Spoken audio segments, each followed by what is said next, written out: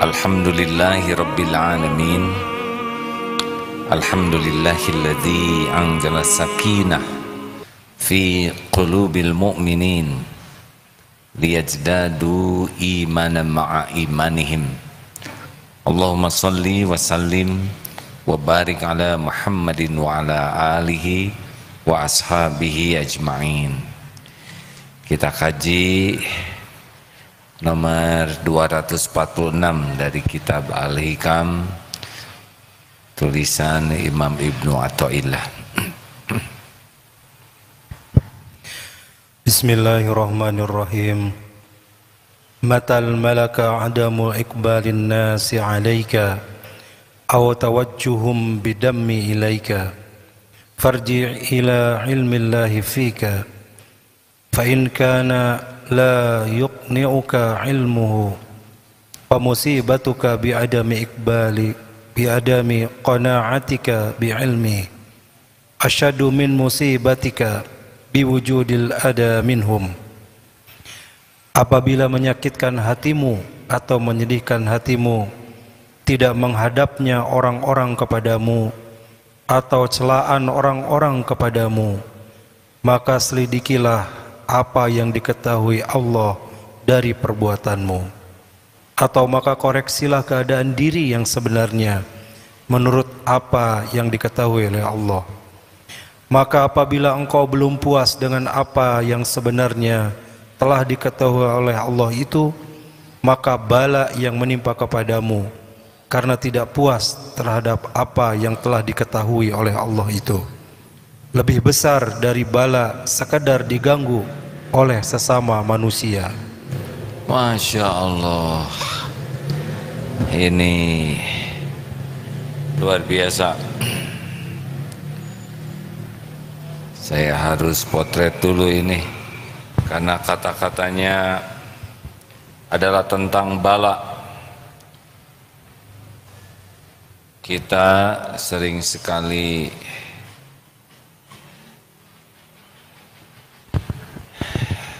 merasa musibah yang besar itu kalau dihina, dicemooh orang. Kita coba baca sekali lagi ya.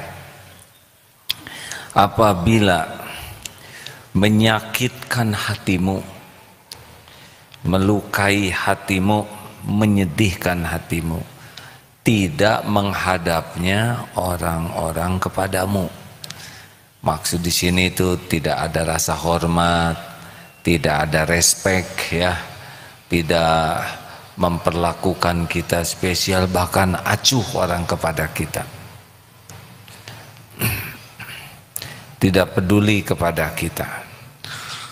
Jadi andai apabila menyakitkan hatimu, perih di sini, sedih, luka karena orang tidak menghadap ke kita, atau celaan orang-orang. Jadi orang menghina, mencemooh, mengatakan hal-hal yang tidak baik tentang kita, dan itu membuat kita sedih, luka, perih. Nah, maka Ibnu Athaillah beliau menganjurkan, maka selidikilah apa yang diketahui Allah dari perbuatanmu. Allah kan tahu semua yang kita lakukan selamanya, yang terang-terangan, yang sembunyi-sembunyi, yang dalam keramaian, dalam kesendirian, yang zahar, yang sir. Setiap lirikan mata, setiap pikiran, setiap hati, setiap ucap, Allah tahu angan-angan, ngeresnya pikiran, tidak ada yang tidak diketahui Allah. Maka koreksilah keadaan diri yang sebenarnya menurut apa yang diketahui Allah. Nah, ini jawabannya. Maka apabila engkau belum puas dengan apa yang Allah ketahui tentang diri kita, ya, yang sebenarnya, maka bala yang menimpa karena hati yang tidak puas dengan penilaian Allah itu lebih besar daripada hanya sekedar bala diganggu oleh manusia. Ini dalam sekali nih hadirin. Jadi kita merasa diganggu tuh pakai maskernya, kecuali yang ceramah saja ya.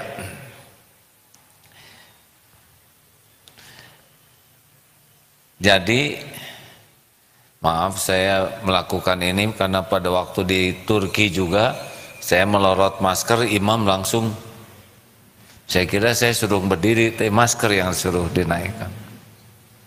Nah,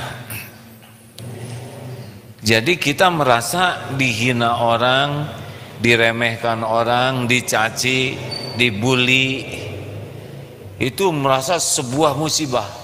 Padahal ada musibah yang lebih besar dari itu, yaitu musibah tidak adanya keyakinan Allah Maha Tahu apa yang kita lakukan. Kalau kita bisa jujur dengan apa yang Allah tahu, jadi ini hati itu yakin Allah tahu siapa diri saya yang sebenarnya, Allah tahu kebusukan saya yang sesungguhnya, Allah tahu semua maksiat yang tidak diketahui orang-orang, Allah tahu semua dosa aib yang saya sembunyikan. Nah, kalau sudah bisa begini, nanti bandingkan dengan celaan orang-orang, gak ada apa-apanya. Itu penghinaan orang ke kita itu tidak ada apa-apanya dibanding dengan kehinaan kita yang ditutupi oleh Allah, yang diketahui dan ditutupi oleh Allah. Jadi musibahnya tuh memang dihina orang tidak enak, tapi musibah yang lebih besar adalah kita tidak jujur melihat siapa diri kita yang sebenarnya. Kenapa disebut musibah besar? Karena kalau kita tidak jujur melihat diri, kita tidak akan bisa tobat. Wa man lam yatub fa ulaika humudz zalimun. Orang yang tidak tobat itu manusia zalim. Orang tidak bisa tobat kalau dia tidak menyadari, tidak mau jujur dengan apa yang dosa yang dia lakukan, dan dia tidak takut kepada Allah. Jadi kalau kita sudah sibuk dengan apa yang Allah tahu tentang diri kita, maka caci maki orang tidak ada rasanya. Dan pujian orang kepada kita juga tidak akan kita nikmati. Gak, kita mau dipuji apapun, gak. Kita tahu itu tidak cocok pujian itu untuk kita. Oh, ini wilayah ketenangan di sini. Karena orang banyaknya luka, sedih, terpukul dengan perkataan orang. Itu sering dianggap musibah, padahal musibah yang asli itu kita tidak jujur dengan apa yang Allah tahu pada diri kita. Ini dari ilmu hakikatnya begitu hadirin. Nah sekarang kalau orang bicara gitu, muji dan caci itu sudah sunnatullahnya ada. Rasulullah Shallallahu Alaihi Wasallam sempurna niatnya, baik, tidak ada cacatnya niatnya. Lillahi ta'ala, beliau rahmatan lil alamin, setiap saatnya hanya berbuat baik untuk umat manusia, rahmatan lil alamin. Tetap ada yang membenci, ada yang mencaci, ada yang memusuhi, ada yang memerangi, betul? Coba ini hadirin. Jadi keterlaluan kalau kita sangat ingin disukai semua orang. ingin semua orang suka ke kita, menghadap ke kita. Lah Nabi aja yang sempurna segala-galanya, hatinya, akhlaknya, pikirannya, sikapnya, lisannya, dan setiap saat dalam kesempurnaan tetap ada yang tidak suka, tetap ada yang membenci, tetap ada yang membuli, tetap ada yang memusuhi. Itu sempurna. Ada juga yang begitu lawannya. Nah gimana kita? Kan?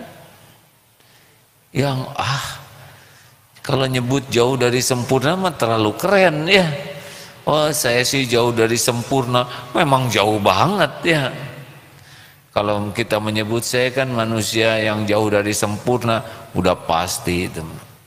Terlalu tinggi hati kita nyebut jauh dari sempurna. Kita saya mah ya harusnya ya. Nah, boro-boro jauh dari sempurna. Dari biasa-biasa aja masih jauh gitulah ya. Halo.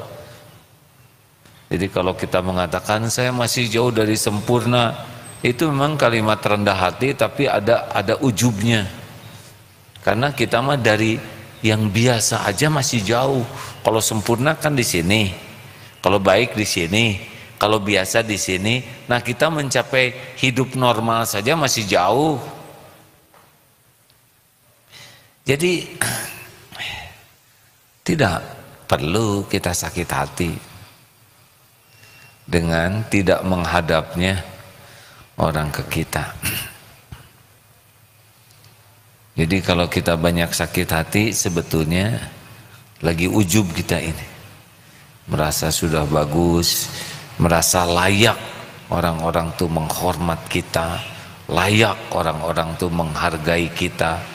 Kita tuh merasa layak diperlakukan spesial oleh orang lain. Makanya sakit hati. Tapi kalau kita sibuk dengan apa yang Allah tahu tentang diri kita, insya Allah hadirin, keperluan kita akan penghormatan orang sirna, dan itu sama dengan bahagia. Karena kan yang membuat kita sengsara, kita sangat berharap dari makhluk dan takut ke makhluk. Tapi yang bertauhid berharap ke Allah, takut kepada Allah Subhanahu wa taala. Jadi luangkan waktu untuk bertafakur. Tidak menafakuri dosa saja, tapi menafakuri apa yang Allah tahu tentang kelakuan kita. Itu lebih kuat dibanding dengan kita berusaha memikirkan dosa-dosa kita. Saya mau ingat dosa, nah itu bagus, cuma daya jelajah ingat dosanya itu tidak sekuat dengan apa yang Allah tahu tentang kita. Gini, saya mau memikirkan apa yang saya lakukan, beda dengan saya ingin tahu hasil rekaman dari CCTV. Oh itu kan yang kita ingat sedikit, tapi rekaman itu detail. Ilustrasi sederhananya begitulah. Dan tidak ada yang luput dari pengetahuan Allah, tidak ada yang terlupakan. Selain tidak ada yang luput, semuanya detail diketahui, dan tidak ada yang terlupakan, tidak ada yang terhapus. Semuanya ada dalam pengetahuan Allah. Jadi kalau kita lebih sibuk dengan apa yang Allah tahu, insya Allah kita tidak bangga ketika kita dipuji, kita tidak terluka ketika kita dicaci. Yang kedua tadi ilustrasinya, Rasulullah saja yang serba sempurna tetap ada yang mencaci, menghina, apalagi kita yang memang jauh dari standar. Jadi sangat wajar saja, betul? Ada lagi yang ketiga, Tuhan kita itu Allah, bukan mulut orang. Tuhan kita itu Allah, bukan tulisan orang, bukan perkataan orang. Tulisan orang, perkataan orang itu bakal kembali kepada yang menulisnya. In ahsantum ahsantum li anfusikum wa in asatum falaha. Faman ya'mal mithqala dzarratin khairan yarah wa man ya'mal mithqala dzarratin syarran yarah. Kembali, apakah penghinaan orang kena ke kita? Kena kalau kitanya hina, kalau kita menyikapinya dengan sikap hina, udah pasti balik tuh. Misalkan kita menghina seseorang, itu balik ke kita sendiri kan. Kebaikan balik ke kita, keburukan balik ke kita. Termasuk orang yang menghina, memfitnah dan sebagainya, balik kepada dirinya sendiri. Kayak yoyo mungkin ya, apalagi kalau kitanya pemaaf, wih lebih berat itu. Kalau misalkan tempeleng, lalu kita tempeleng, selesai, beres itu. Tapi kalau dia menghina, kita maafkan, beda lagi. Ada lagi yang lebih berat, dia berbuat tidak baik, kalau kita maafkan, kita hanya netral ya, nggak ngebales dengan keburukan. Tapi kita tetap mendoakan kebaikan, kita tetap memberikan yang baik. Weh, Allah melihat ini aktif ngejelek-jelekin, ini aktif mendoakan kebaikan. Tidak ada rekaman yang lebih lengkap selain rekaman Allah Subhanahu wa Ta'ala. Allah tahu nih, ini dengan penuh kebencian, ini penuh kasih sayang. Coba hadirin, kalau Allah mau ya ini dibalikan hatinya, kalau enggak ini bisa remuk redam nih, menyakiti orang yang berbuat baik.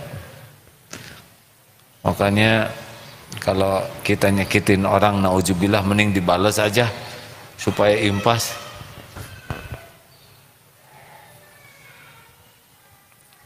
Yang bagus sih tidak menyakiti siapapun. Nah, jadi kalau kita dalam posisi seperti yang tadi itu, ada yang menyakiti, ingat saja Tuhan kita itu adalah Allah, yang menciptakan kita Allah, yang menjamin rezeki kita Allah, yang mengangkat derajat Allah, yang ngasih pahala Allah. Apakah mungkin rezeki kita berkurang karena dihina orang? Kalau Allah tidak ngurangin, tidak berkurang. Rezeki kita itu berkurang karena bukan karena penghinaan orang, karena Allah saja lagi ngurangin rezeki kita. Apakah mungkin penghinaan orang membuat kita jadi hina? Tidak bisa. Kalau kita dimuliakan Allah, kita mulia. Tapi perlu diketahui bahwa dimuliakan Allah itu tidak identik seluruh dunia memuji. Orang yang dimuliakan Allah itu yaitu diberi hati yang yakin ke Allah. Inna akramakum indallahi atqakum. Sesungguhnya orang yang paling mulia di antaramu di sisi Allah adalah orang yang paling bertakwa. Mungkin dimusuhin itu, tetapi tetap saja mulia, karena kemuliaan yang sejati di sisi Allah. Nabi aja mulianya sempurna, tetap aja ada yang membenci dan tidak suka, betul? Jadi Tuhan kita adalah Allah. Jangan takut berkurang apa yang Allah beri karena orang yang tidak suka ke kita, tidak bisa. Apa yang Allah tetapkan untuk kita pasti ketemu. Apa yang tidak Allah tetapkan untuk kita tidak akan sampai. Makanya lurus-lurus saja. Terima kasih hadirin.